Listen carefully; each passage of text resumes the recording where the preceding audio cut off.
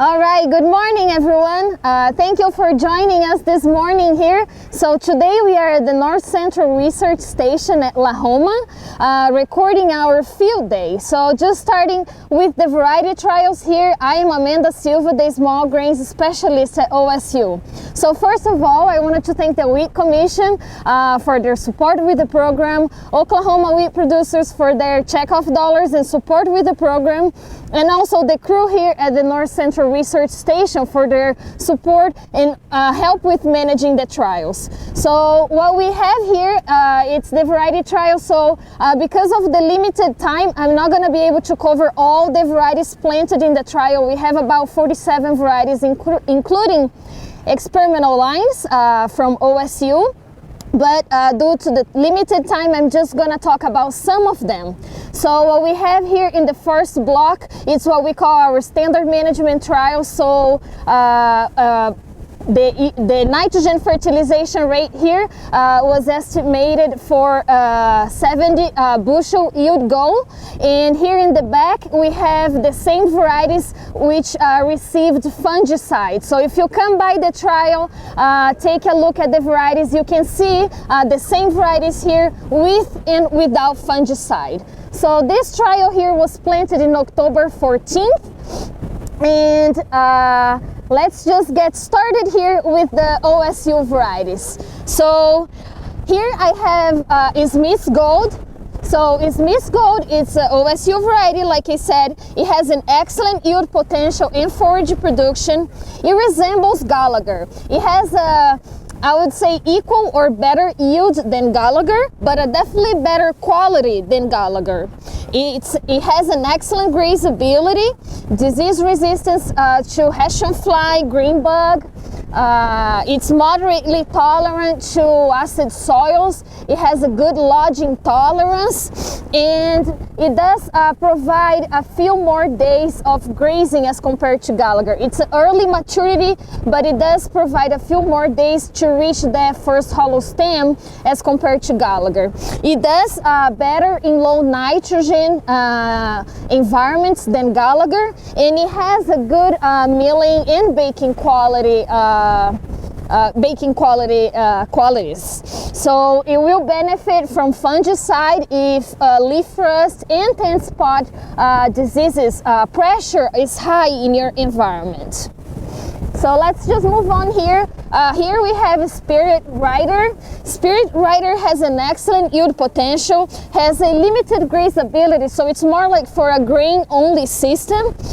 Has an excellent resistance to stripe rust and also resistance to 10 spot, and it's intermediate to leaf rust. So it's on the medium side of maturity. It's moderately tolerant to acid soils. It has a great standability. It's a fairly short variety. It responds well. It does well under intensive management systems, and this variety has a premium quality. So it will also benefit from fungicide if leaf rust pressure is high in your environment. Moving down here to another OSU variety, Showdown. So Showdown has a very high yield ceiling under grain only and dual purpose systems. It's widely adopted in Oklahoma. It does have a conservative forage production, so you will benefit from bumping that seeding rate to increase forage in the fall. It has a broad disease resistance package, including resistance to stripe rust and Hessian fly. It's on the medium side of maturity to first hollow stem and heading. It's moderately tolerant to acid soils. It has a good lodging tolerance. We are seeing some leaning here, but it does have a good lodging tolerance. So it tolerates well, it does well under low nitrogen environments, so it's a high NUE variety, and it has good milling and baking quality traits. You will also benefit from fungicide if leaf rust pressure is high in your environment. Let's just moving down here to Green Hammer. So Green Hammer is a variety that is a high has a high forage production, high yielding variety, and it's also considered a low maintenance variety. So it has a great combination of disease resistance to both leaf rust and stripe rust, as well as to Hessian fly. So on the early side of maturity, it's very tolerant to acid soils. It has a good tolerance to lodging, high protein, excellent milling and baking quality, and it will do well if it's planted early or late. So it can be planted either early or late. It has a great test weight, and it has also a rapid canopy cover closure in the fall. So let's just move here to our last OSU variety here that I'm showing today. So we have Baker Zen. So Baker Zen has a high yield potential. As the name says, it's great for the baking, those high-speed baking industry. It has a premium dough strength and baking quality. It was one of the top yielding varieties in our trials here last year under with the fungicide treatment. It yielded about 70 bushels an acre last year with a fungicide. So it has a good disease resistance to stripe rust, and it's moderately resistant to leaf rust. So it's on the very early side of heading. It's tolerant to acid soils. It has a good lodging strength. Although you're seeing some leaning here this morning, it has a good test weight, great combination of yield and quality. And this variety will also benefit from fungicide if leaf rust pressure is high. So let's just keep those ones here and move to the West bred varieties.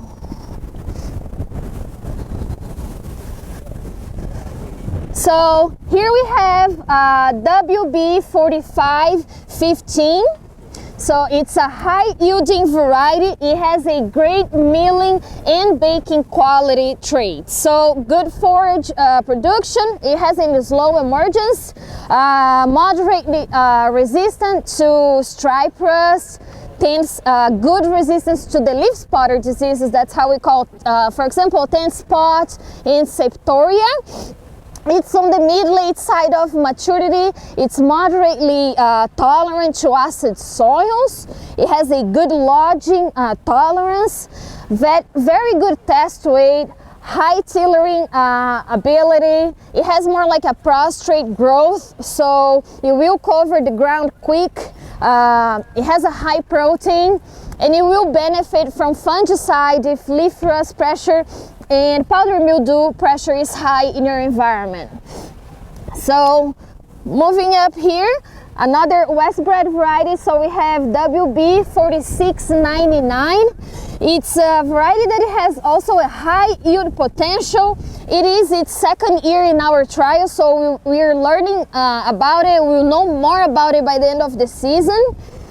It was one also of the top yielding varieties in our fungicide plots last year, so we responded well to the fungicide treatment. Overall, has a very good disease resistance package with a combination of resistance to stripe rust, with a moderate resistance to stripe rust and resistance to leaf rust. So it's on the mid-late side of maturity. It has excellent standability. It's a fairly short variety, as you can see. Good test weight, good protein concentration, and but it will benefit from additional nitrogen management to maximize the protein levels in the grain. Moving up here, to our one of the newest releases from West bred. So we have WB 4401. It is its first year in the trial. Like I said, it's a new release. We are still learning about it. We are seeing some lodging here in the back, some leaning, but not bad. We're still, like I said, we're still learning about it. We'll have more information about this variety by the end of the season. So here we are gonna move to varieties from AgriPro Syngenta. This is SY Achieve CL2. So this variety has the 2-gene herbicide tolerance for the clear field system. This variety has a good yield potential and good forage potential. It has resistance to stripe rust, and also it's moderately tolerant to acid soil. So we are seeing here in the back of the plot some leaning. It's moderately tolerant to lodging. It has a very good test weight and good baking and milling quality. So this variety will benefit from fungicide if leaf rust pressure is high.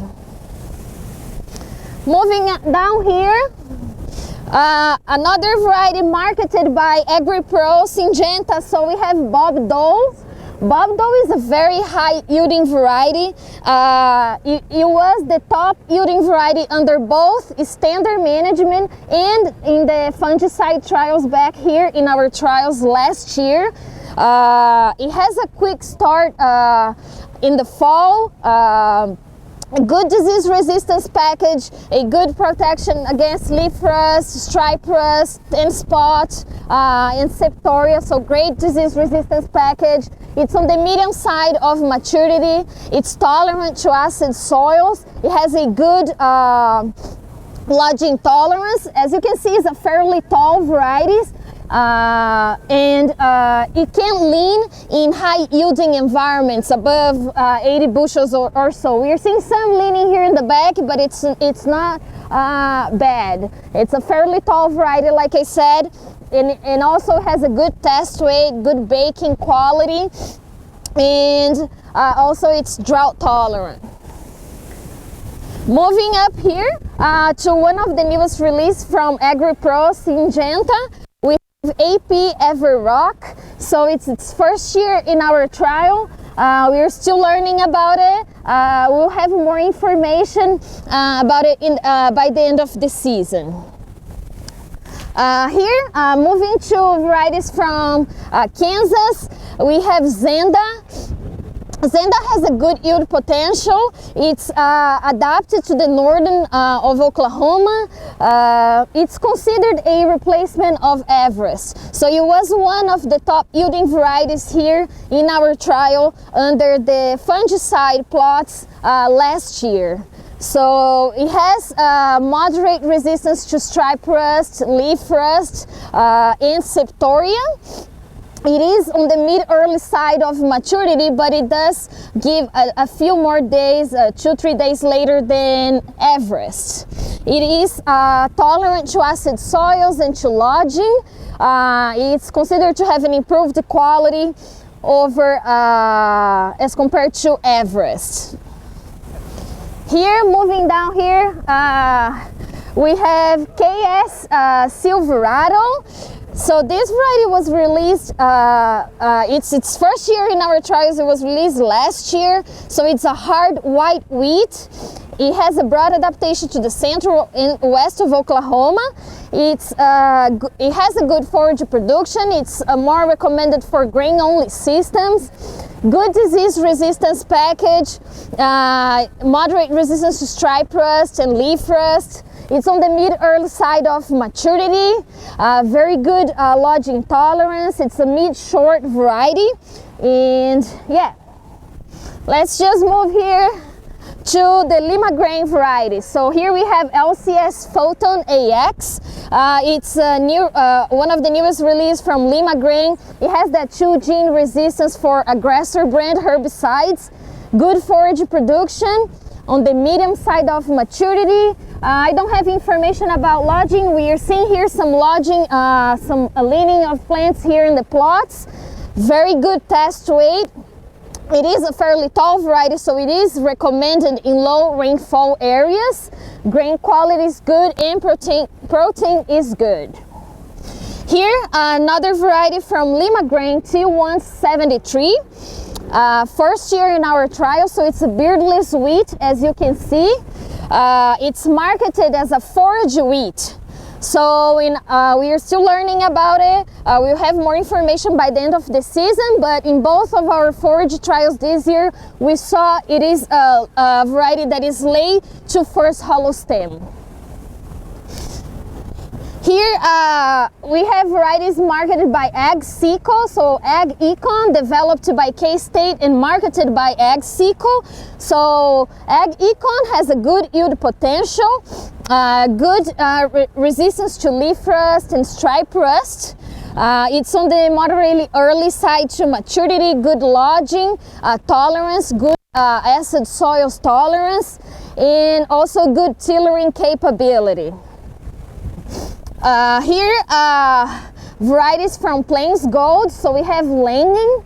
Langing, it's more recommended for grain-only systems, so it's moderately resistant to stripe rust, moderately tolerant to acid soils. It does have a below average lodging tolerance, and as you can see here in the plots, it's resistant to wheat curl mites, which is good in situations where you have issues with wheat streak mosaic virus. So it has excellent baking and milling quality and a good test weight. Also here, varieties from Plains Gold, we have Guardian. So Guardian was released last year, so it's a new variety, and it does have a combined resistance to the wheat streak mosaic virus and the wheat curl mite. So great protection for the wheat streak mosaic virus. Good stripe rust resistance and leaf rust resistance. Good protein and test weight, and good milling and baking quality. So here we have variety marketed by AgriMax. This is a AM Eastwood. It's second year here in our trials. It's a variety with a high yield potential, moderate resistance to stripe rust and barley yellow dwarf. On the early side of maturity, good acid soils tolerant and moderately tolerant to lodging, good test weight, good protein, and it does well under intensive management systems. And also, before I forget, this variety here will benefit from fungicide if leaf rust pressure is high. Here we have AM Cartwright, also marketed by AgriMax. So it is its first year here in our trials. So we are learning about it. It is looking really good here in the trial. So it has shown to have an average forage production, good disease resistance package, is fairly clean here in the plots, and also has demonstrated to have a good quality. So we are learning about it, and we'll know more about this variety by the end of the season. Here, varieties now from Crop Plan. We have CP7869. This variety is its second year here in our trials. It has demonstrated average forage production. It is looking good. It has resistance to both leaf rust and stripe rust. It is on the mid-late side of maturity. Very good lodging tolerance and good test weight. So we will have more information about this variety by the end of the season. Here, also from Crop Plan, we have CP7909. So it is its second year here in our trial, so it has demonstrated an average forage production. It has resistance to soil-borne mosaic virus. It's a medium maturity variety. It has a good lodging tolerance, but although we are seeing some leaning here in the back of the plot, it's a high protein, and it does respond well to nitrogen and fungicide. So you do need, you will benefit from fungicide management. So our last variety of today here is also from Cropland, CP7010. It is a new variety, so we are still learning about it. It's looking good in the trials. We will have more information about this variety by the end of the season. So thank you for sticking with me and listening about all these varieties. As I said, I did not talk about all of them, so I really encourage you guys to come by the plots. We have plot maps here in front of the trial, so you can take one plot map and do your self-guided tour and take a look of the varieties on your own. Any questions for me? Thank you.